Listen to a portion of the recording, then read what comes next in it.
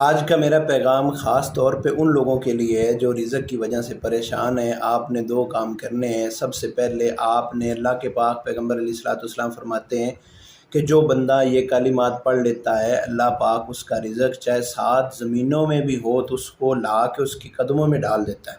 اور دوسری چیز، حضرت نوح علیہ الصلوۃ والسلام نے اپنے بیٹے کو نصیحت کی تھی کہ بیٹا تو سبحان اللہ پڑھا کر، اللہ رب العالمین اس کی وجہ سے اپنی مخلوق میں رزق تقسیم کرتے ہیں۔ اور دوسری چیز، اللہ کے پاک پیغمبر علیہ الصلوۃ والسلام فرماتے ہیں کہ جو بندہ استغفار کرتا ہے، کثرت کے ساتھ پڑھتا رہتا ہے، اللہ پاک اس کے لیے رزق کے دروازے کھول دیتے ہیں۔ قرآن پاک میں ہے نا کہ جو لوگ اللہ سے ڈرتے ہیں، استغفار کرتے ہیں، تو اللہ رب العالمین ان کو وہاں سے رزق دیتا ہے جہاں سے ان کا وہم گمان بھی نہیں ہوتا۔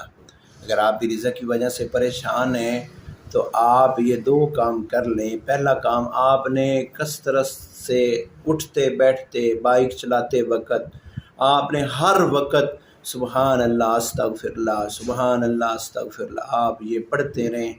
انشاءاللہ اللہ رب العالمین آپ کی یہ رزق والی پریشانی دور کر دے گا۔